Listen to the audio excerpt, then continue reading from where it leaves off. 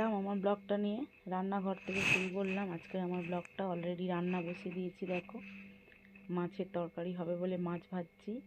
এই মাছটা হচ্ছে নামটা হচ্ছে কি, পাঙাশ ট্যাংরা। তো এই মাছটা ভাজার সময় খুব তেল বেরোয় আর প্রচণ্ড ফাটে, সেই জন্য চাপা দিয়ে দিয়ে ভাজছি। একবার দিয়েছি কড়াতে, চাপা দিয়ে দিয়েছি, দিয়ে দাঁড়িয়ে আছি বলে ব্লগটা শুরু করলাম।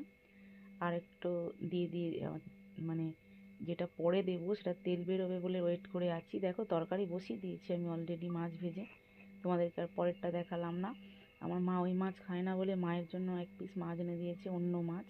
তো সেটা মায়ের ঝাল করে দিচ্ছি। কুট্টুর মাংসটা নিয়ে নিয়েছি প্রেসার কুকারে। এই একটা নেমে গেলেই, মায়ের ঝালটা এক্ষুনি হয়ে যাবে, নেমে গেলেই ওর মাংসটা বসাবো। কি বারবার বলছি বাবাই চান কর চান কর, বেলা হয়ে যাচ্ছে, 1টা 10 বাজে এখনও স্নান করতে যায়নি। ও এবারে কুট্টুর পেছনে লাগবে, কুট্টুকে আদর করবে। দেখো, সে টেবিলের তলায় শুয়ে আছে, তাকে ডিস্টার্ব করছে কীরকম।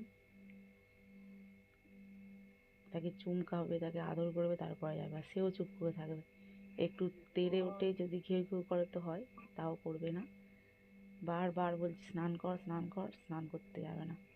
এই ঠান্ডা পড়লো মানে জ্বালাবে এবার আমাকে। দেখো, সেও আদর খেয়ে যাচ্ছে, কেমন বদমাস, চুপ করে থেকে আদর খেয়ে যাচ্ছে। খুব আদর খেতে ভালোবাসে। তো মাছ তরকারি হয়ে গেল, একটু মাংস বসিয়ে দিয়েছি, মাছ ঝাল হয়ে গেল। আর এইদিকে হচ্ছে উনুনের ভাত করেছিলাম, উনুনটাও পরিষ্কার করে নিতে হবে, কী অবস্থা হয়ে আছে। একটু পরে করছি এসে, আগে ওইগুলো নামিয়ে দিয়ে আসি, কাটাকুটি দিয়ে নিই, তারপরে এসে করছি।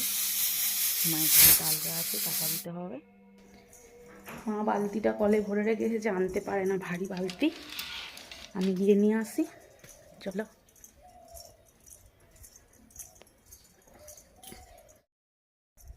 এই যে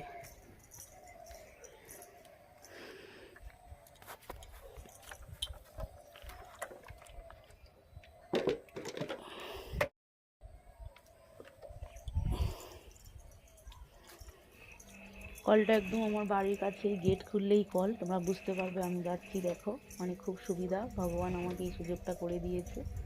তো চলো বন্ধুরা, আমি আজকে দুদিনের ব্লগ একসাথে দিয়েছি, পুরো সম্পূর্ণ কমপ্লিট করতে পারিনি বলে পরের দিনের ব্লগটাও দিলাম। Hi, good morning friends. চলে এলাম আমি একটা নতুন ব্লগ নিয়ে তোমাদের সঙ্গে শেয়ার করার জন্য। তো অপর্ণা ব্লগ @চ্যানেলে তোমাদের সবাইকে স্বাগত জানালাম। তোমরা সবাই নিশ্চয়ই খুব ভালো আছো, সুস্থ আছো। আমিও ভালো আছি, সুস্থই আছি। তো চলে এসেছি আমার চ্যানেলটা নিয়ে তোমাদের সঙ্গে শেয়ার করতে। আমি সারাদিন কিভাবে আমার সংসারটা চালাই, কিভাবে প্ল্যান করে বলো, বুদ্ধি করে বলো, সময় বার করে বলো, কিভাবে তোমাদের সাথে সব কিছু শেয়ার করি, সেইগুলো শেয়ার করার জন্য, মানে সে কীভাবে আমার সংসারটা চালাই সেটা শেয়ার করার জন্য আমার ব্লগ তৈরি করা। কারণ দেখো, আমরা গৃহবধূরা সাধারণত বাইরে যেতে পারি না, বাড়ির মধ্যেই যা করি সেটাই তোমাদের সাথে শেয়ার করি। ভালো লাগলেও তোমাদের দেখতে হবে, না ভালো লাগলেও দেখতে হবে। তো এইভাবে আমার পাশে থেকেও, আমি ছোট্ট ছোট্ট পায়ে এগিয়ে যাব, আমার খুব বিশ্বাস। তোমরা আমার যদি এইভাবে সঙ্গে থাকো, আমি খুব দ্রুত এগোতে চাই না, আস্তে আস্তেই এগোতে চাই, ঠিক আছে? তো দেখো বন্ধুরা, আমার সমস্ত কাজ ছাড়া হয়ে গেছে। আমি এবার স্নান করতে যেই যাব, সঙ্গে সঙ্গে আমার বর গিয়ে ঢুকেছে বাথরুমে। তো এখন এনগেজ, সেই সময় আমি ব্লগটা শুরু করে নিলাম সময় নষ্ট না করে। কারণ আমার না সেলফি স্টিকটা একটা পা মানে ভেঙে গেছে, সেটা ঠিকঠাক স্ট্যান্ড করে রাখা যাচ্ছে না। এর জন্য আমি স্ট্যান্ড করে ফোনটা রেখে কিছু করতে পারছি না, হাতে ধরেই যতটুকুনি হয়। তো সেই জন্য আমি ভাবলাম যে ব্লগটা শুরু করে দিই, তাই ব্লগটা শুরু করে দিলাম। দেখো বন্ধুরা, আমি ঘুম থেকে উঠেই মাত্র আজকের বিছানা গুছিয়ে নিয়েছি। কারণ আজকে আমার ছেলেকে স্যার পড়াতে এসেছিলো, অঙ্কের স্যার 8টা থেকে পড়াতে এসেছিলো। তো যেই বেরিয়ে গেছে সঙ্গে সঙ্গে আমি বিছানা গুছিয়ে নিয়েছি, তারপরে কাজ ছাড়া শুরু করে দিয়েছি। এখন বাজে ঘড়িতে দেখো পাক্কা 9:30 বাজে। আমার ব্লগটা আমি শুরু করলাম। এবারে স্নান করব, পুজো করব, চা খাবো, রান্না করব, প্রতিনিয়ত যা হয় তোমাদের সাথে সেটাই শেয়ার করলাম। আর শেয়ারও করে থাকি আমি, কারণ বেশি বড় ব্লগ হয়ে গেলে তোমরা কেউ দেখতে চাও না, তোমাদের ভালোও লাগে না। সেই জন্য ছোট্ট 10 মিনিটের মতো কিছু শেয়ার করে দিলাম, তোমরা দেখে নিও, ঠিক আছে? তো চলো, এবারে আমি ব্রাশ করব, স্নান করব, তারপর যা যা হয় করতে থাকবো। আর আমাদের বাড়ি হচ্ছে কুলপি। তো কুলপিতে রাসমেলা শুরু হয়ে গেছে। তোমরা যে যেখানে আছো, যে যেখান থেকে আমার ব্লগটা দেখছো, আমন্ত্রণ রইল কুলপি রাসমেলা দেখার জন্য। সবাই চলে এসো কিন্তু, ঠিক আছে? এসে সাপোজ আমাদের দেখা হয়ে গেল, অবশ্যই আমরা কথা বলবো। পারলে আমার বাড়িতে এসো, আমি যতটুকুনি পারবো যত্ন করার চেষ্টা করব। তো চলো বন্ধুরা, আমার কাজগুলো করতে থাকি। আর অবশ্যই রাসমেলায় আসতে ভুলো না, ঠিক আছে? স্নান করে একটু ছাদে এলাম। তেমন ঠান্ডা ছিল না, বেশি ঠান্ডা পড়লো। আর স্নান করার পরে দেখছি একটু ঠান্ডা লাগছে। এসে একটু দাঁড়িয়েছি, চলে যাবো এক্ষুনি। জামা কাপড় শুকোতে দিয়ে নিলাম। চলো এবার পুজো করবো। কুট্টু চলে আয়। সেই যে লম্বা হয়ে দাঁড়িয়ে আছে। ওদের বাড়ি টমি আছে, টমিকে দেখছে।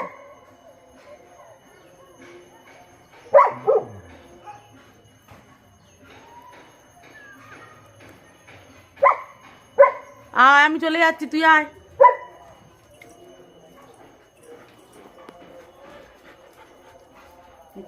থাকলেও থাকবে, না থাকলে একদম থাকবে না। মুখে একটু ক্রিম মাখতে হবে, খসখসে হয়ে গেছে। ইস, খসখসে হয়ে গেছে একদম মুখ। আয়।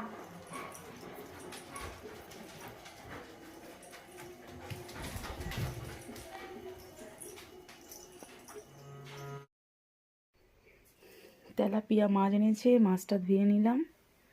এদিকে উনুনে ভাত হয়ে গেছে, ভাতটা উবুর করে দিয়েছি। টিফিনও খেয়ে নিয়েছি, খেয়ে নিয়ে থালা ধুয়ে রাখলাম। উনুনটা ফাঁকা যাচ্ছে। আনাজ কুটিনি, আজকে আসলে মা আসেনি, মায়ের একাদশী বলে, সেই জন্য মা আসেনি, নিজেকে আনাজ করতে হবে, তারপর রান্না বসাবো। চলো, ভাত হয়ে গেছে, মাছ ধোয়া হয়ে গেছে। একটা তরকারি ভাত করব, আলু বেগুনটা কুটবো, কুটে আর তরকারিটা বসাবো। ছোটো ডেস্কিটা জল নেব, খুব বড় নেওয়ার দরকার নেই।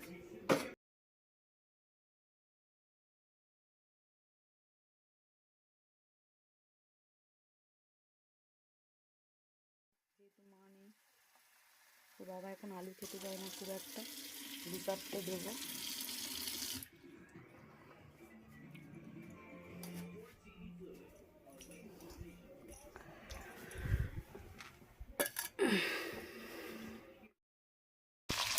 মাছ ভেজে নিলাম, একবার ভাজা হয়ে গেছে, আর এটা ভাজলে হয়ে যাবে। তারপরে তরকারি বসাবো।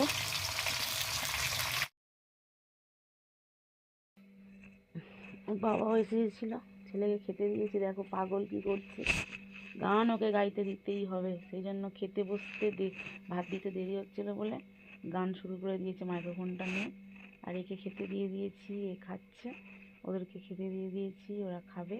কুট্টুকে খাইয়ে নিয়ে তারপরে আমি খাবো। ভাত দিয়েছি, ওইদিকে আসন পেতে নিল, ওইদিকে কেমন পাগল দেখো।